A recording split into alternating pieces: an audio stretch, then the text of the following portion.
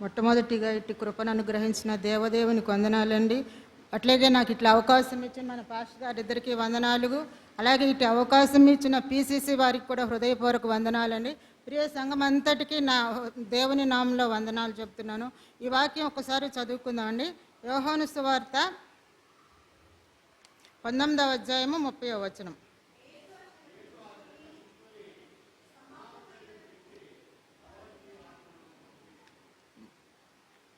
ఆరో మాట సమాప్తమైనది. సమాప్తమైనది అన్న మాటలో చాలా విలువైన మాట. ఎందుకంటే ముందు 5 మాటలు మనం గమనించినట్లయితే 5 మాటలు సమాప్తం చేయడానికి ఆయన సిద్ధంగా ఉన్నారు. ఆరో మాట తండ్రి ఆయనకి పని అప్పగించిన పని అంతటినీ సమాప్తం చేశారు. మరి ఆయన ఒక ప్రణాళికతో ఈ లోకానికి వచ్చారు. ఆ ప్రణాళిక అంతటినీ ఆయన సమాప్తం చేశారు.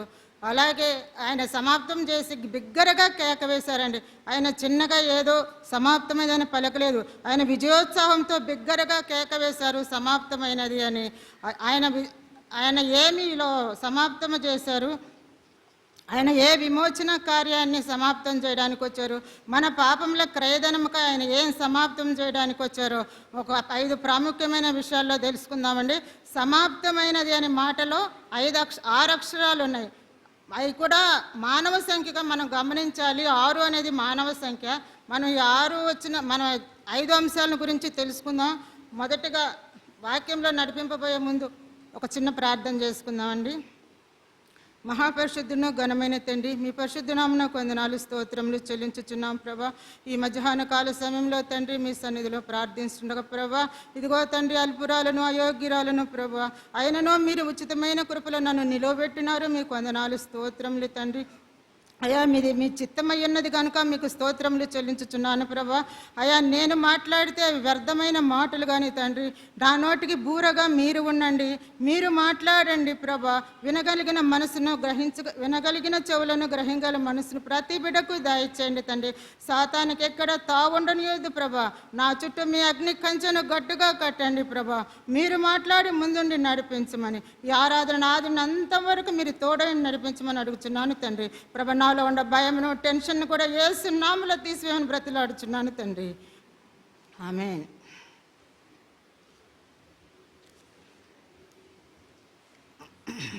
మొదటిగా లూకాసు వార్త 1వ అంశంగా లూకాసు వార్త 4వ అధ్యాయము 18, 19 వచనాలు చూసుకుందామండి.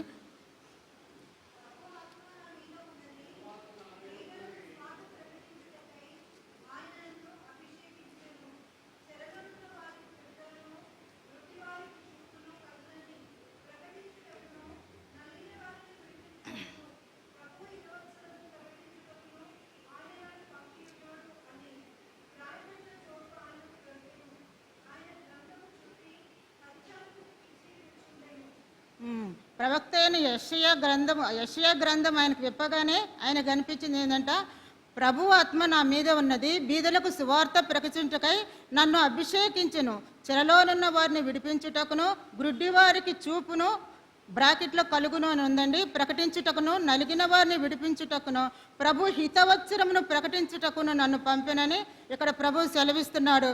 బీదలకు ఆయన సువార్త ప్రకటించారు. అనేక మందిని ఆయన రాజ్యానికి నడిపించారు. అలాగే చెరలోనున్న వారిని ఆయన విడుదల చేశాడు. సాతాను యొక్క బంధకములో ఉన్న వారిని ఆయన విడుదల చేశాడు.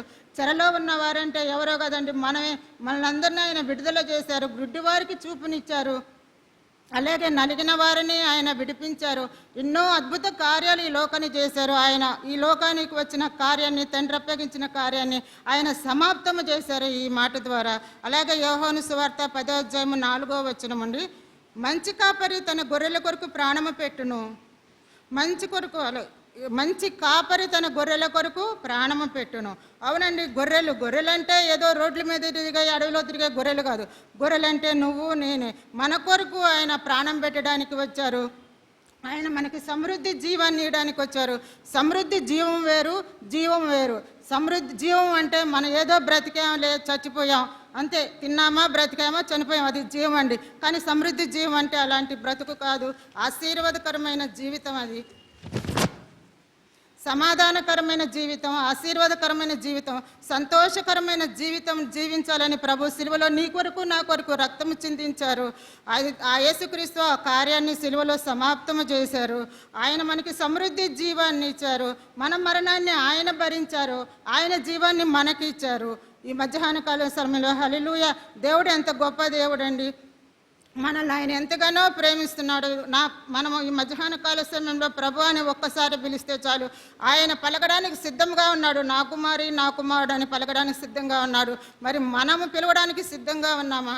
అలాగే 3వ అంశంగా 1వ యోహాను 3వ అధ్యాయం 8వ వచనం ఆఖరి మాట చూసుకుందాం.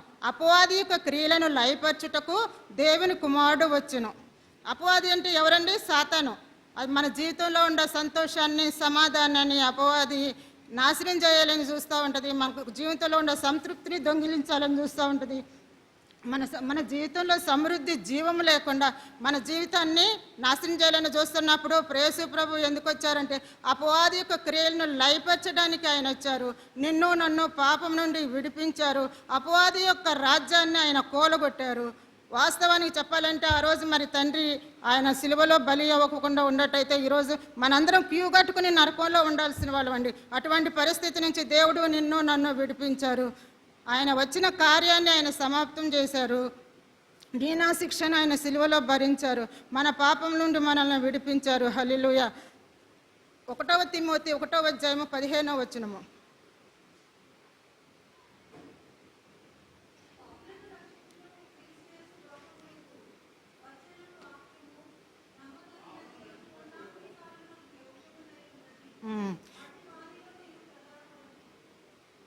ఇక్కడ మనం గమనించినట్లయితే పాపులను రక్షించుటకు యేసుక్రీస్తు లోకమునకు వచ్చిన వాక్యము నమ్మదగినదియు పూర్ణాంగీకారమునకు యోగ్యమునై ఉన్నది. రక్షకుడిగా యేసు ప్రభు ఈ లోకానికి వస్తే నిన్ను నన్ను మన పాపాల నుండి రక్షించాడండి. సిలువలో ఆ రక్షణ కార్యాన్ని పూర్తి చేశాడు. మన పిల్లలు మురికిగా వస్తే మన పిల్లలు వద్దు బయటికి పో అంటామా? మనం అనం కదా. మన ప్రభువు కూడా అంతేనండి. వారిని శుభ్రంగా కడిగి ఇంట్లోకి తీసుకెళ్ళి మంచి బట్టలు వేసి మనల్ని ఎంతగానో ప్రేమిస్తాం. ఎందుకంటే మన పిల్లల మురికిని మనం ద్వేషిస్తున్నాం కానీ పిల్లల్ని ద్వేషించట్లేదు. మన ప్రభువు కూడా అంతేనండి. పాపిని ప్రేమిస్తున్నాడు దేవుడు, పాపాన్ని మాత్రమే ద్వేషిస్తున్నాడు. పాపాన్ని చెయ్యొద్దని నేను హెచ్చరిస్తా ఉన్నాడు. కానీ నువ్వు పాపిగా ఉంటే నిన్ను ఎంతగానైనా ప్రేమిస్తూనే ఉంటాడు. తండ్రి అని నువ్వు పిలిస్తే నీ పాపాన్ని క్షమించడానికి ఆయన సిద్ధంగా ఉన్నారు. మనం కూడా ఆయన బిడ్డలుగా మన చిన్నపిల్లలు పుట్టంగానే ఏమంటారన్నా ఈ పిల్లోడు ఇంకా అప్పుడే పుట్టిన బిడ్డను కూడా ఎవరిలాగున్నారు నాలాగా అంటే తల్లి అంబ నీలాగున్నారని వచ్చుంటే మనకు ఎంత సంతోషం అండి. అలాగే మన తండ్రి కూడా మనల్ని ఆయన పోలికగా చేసుకొని ఉన్నాడు. మనం ఆయన బిడ్డలుగా ఉండాలని ఆయన కోరుకుంటున్నాడు. కానీ మనలో అప్పుడప్పుడు ఆయన పోలిక కనిపించదండి. అచ్చం సాతాను ముద్దు బిడ్డలాగుంటాం అన్నమాట. కానీ ఆయన అలా కోరుకోవట్లేదండి. నా పోలికలో చేసుకున్నాను. ఎందుకంటే ఆయన రూపం మన సొత్తు కాదు, ఆయన సొత్తు. మన బిడ్డలు కూడా మన సొత్తు కాదు, ఆయన సొత్తు.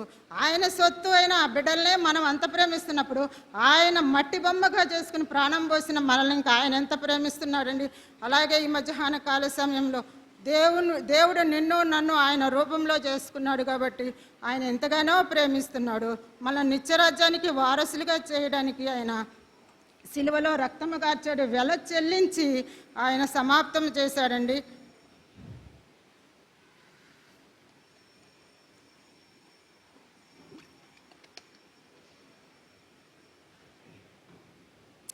సిలువలో కొనలేదండి, ఆయన మనల్ని సిలువలో కన్నాడు. అలాగే 5వ అంశంగా మార్కు సువార్త 10వ అధ్యాయము 45వ వచనం. మనుష్య కుమారుడు పరిచారము చేయించుకున్నటకు రాలేదు కానీ పరిచారము చేయుటకును అనేకులకు ప్రతిగా క్రయధర్మగా తన ప్రాణమును ఇచ్చుటకును వచ్చును. అనేకులకు ప్రతిగా ప్రాణత్యాగం చేయడానికి వచ్చారు. ప్రాణం ఇటువంటి సామాన్య విషయం కాదు కదండి. మనం ఎవరైనా ఏమనుకుంటామంటే ఎవరైనా దేవుడిచ్చిన ఆయుష్ నిండు 100 ఏళ్ళు బ్రతకాలని ప్రతి ఒక్కరము కోరుకుంటాము. మనిషి ఆయుష్ 70 సంవత్సరములు, అధిక బలం ఉన్నాడలా 80 సంవత్సరములు. కానీ అందులో సగం కూడా ఆయన జీవించలేదండి. 35 సంవత్సరాలు కూడా ఆయన జీవించలేదు. 33.5 సంవత్సరాలు మాత్రమే ఆయన ఈ లోకంలో జీవించారు. తన్ను తాను బలిగా అర్పించుకుంటాక ఆయన లోకంలో వచ్చారు. ఎందుకంటే పిలాతును ఆయన భార్య హెచ్చరించింది. ఆయన నీతిమంతుడు, ఆయన జోలికి వెళ్ళొద్దని ఎన్నిసార్లు పిలాతుని హెచ్చరించింది. అనేక మార్లు పిలాతు ఆయన్ని కష్టం నుంచి తప్పించాలని చూశాడు. కానీ క్రీస్తు మాత్రం నోరు తెరవలేదు. ఆయన నోరు తెరవలేదు. ఆయన ప్రేమ బదులు పలకలేదు. ప్రేమ అని పాటలో చెప్పినట్టు ఆయన నోరు తెరవలేదు. ఆయన కానీ నోరు తెరిచుంటే ఆ రోజు ఆ శిక్ష తప్పించబడేదే ఆయనకి. మనం ఈరోజు పాపులుగా బలులు అర్పించుకుంటూ పాత నిబంధనని ఇంకా అవలంబిస్తూనే ఉండేవాళ్ళం అండి.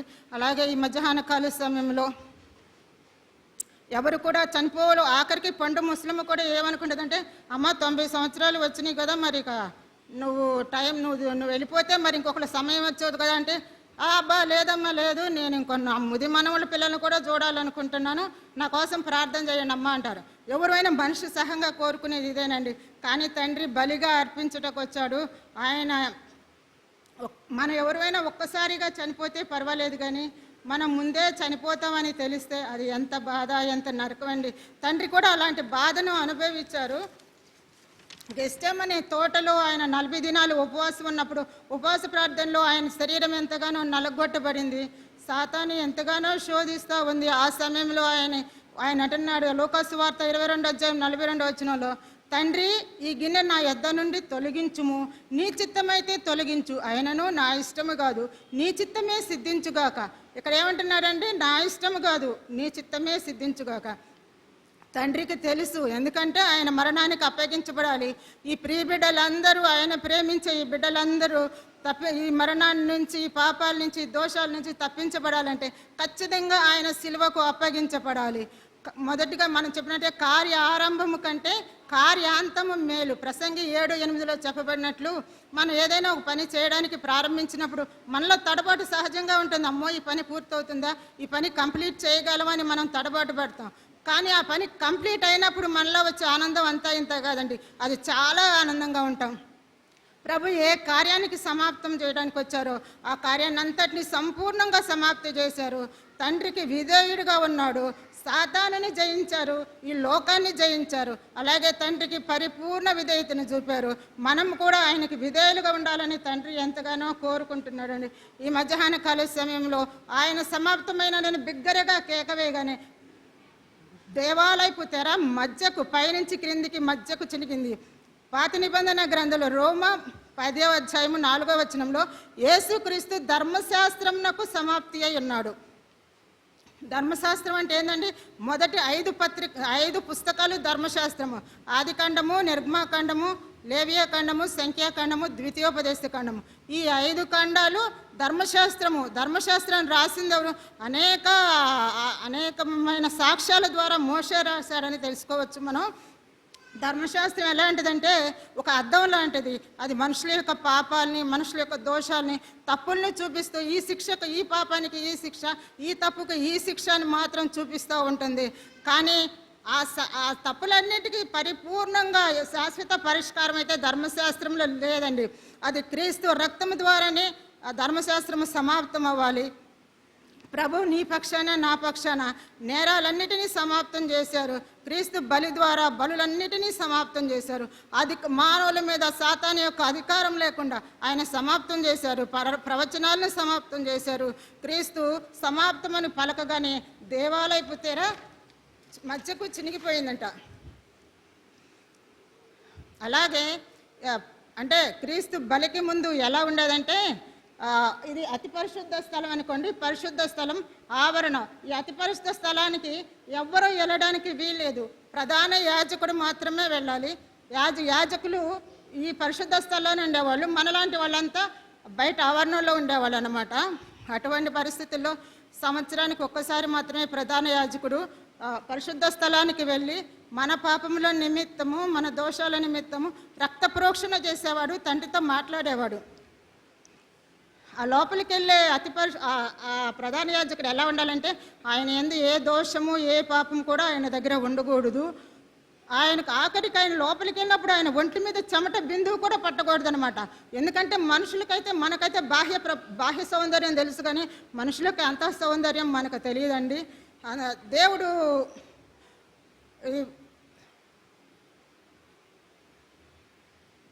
ప్రధాన యాజకుడు లోపలికి వెళ్ళినప్పుడు ఏం చేసేవాళ్ళంటే ఈ అతి పరిశుద్ధ స్థలానికి ఎవరు వెళ్ళినా కానీ చనిపోతారు, ప్రధాన యాజకుడు తప్ప.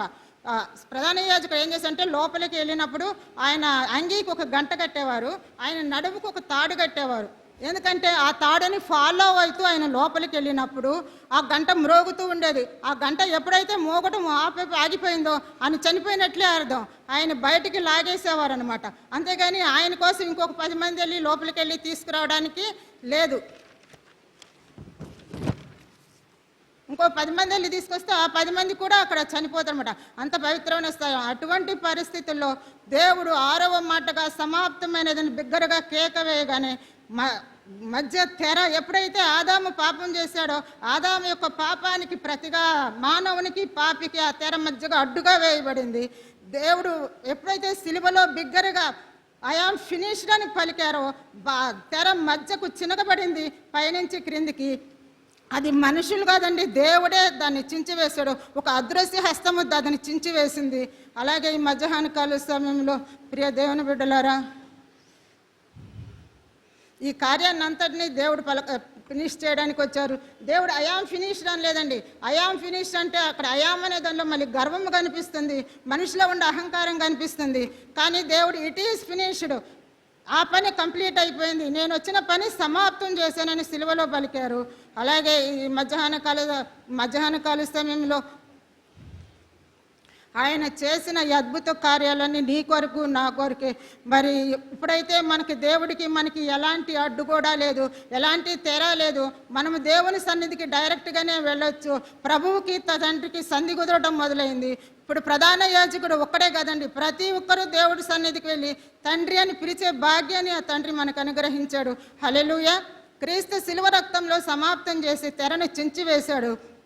సమాప్తమైనదని ఎందుకు పలికారంటే ఆయన ఉగ్రత పాత్రలోని ఆఖరి రక్తకి బొట్టు వరకు ఆయన తాగివేశారండి. నీ కోసం నా కోసం ఒక్క చుక్క కూడా ఆయన మిగిల్చలేదు. మనకు శ్రేష్టమైన జీవితాన్ని ఆయన ఇచ్చారు. సాతాను కార్యాలను ఆయన ఫినిష్ చేశారు, ప్రవచనాలను ఆయన ఫినిష్ చేశారు, సాతాను అధికారం మన మీద లేకుండా ఫినిష్ చేశారు. ఇక మీద మన కొరకు కాక ప్రభువు కొరకు జీవించాలని తండ్రి కోరుకుంటున్నాడు. అలాగే ప్రియ సంగమా, నీ కొరకు నా కొరకు తన్ను ప్రాణముగా అర్పించిన దారపోసిన ప్రభువునికి మరి నీ జీవితాన్ని ఈ సమయంలో సమాప్తం చేయగలవా? నీ పాపపు జీవితానికి స్వస్తి పలికి సమాప్తమైనదని మరి పలకగలవా? మన దోషముల కొరకు మన పాపముల కొరకు తండ్రి శిలువలో కార్చిన రక్తంతో ఆయన సమాప్తమైనదని పలికారు కదా, అది మనము సమాప్తం చేసి దాన్ని కొనసాగింపగా నేడే దేవుని సన్నిధిలో ఆయన బిడ్డగా ఒప్పుకుంటావా? క్రీస్తు మరణం ద్వారా చేయబడిన నూతన మార్గంలో మనం నడవాలని తండ్రి కోరుకుంటున్నాడు.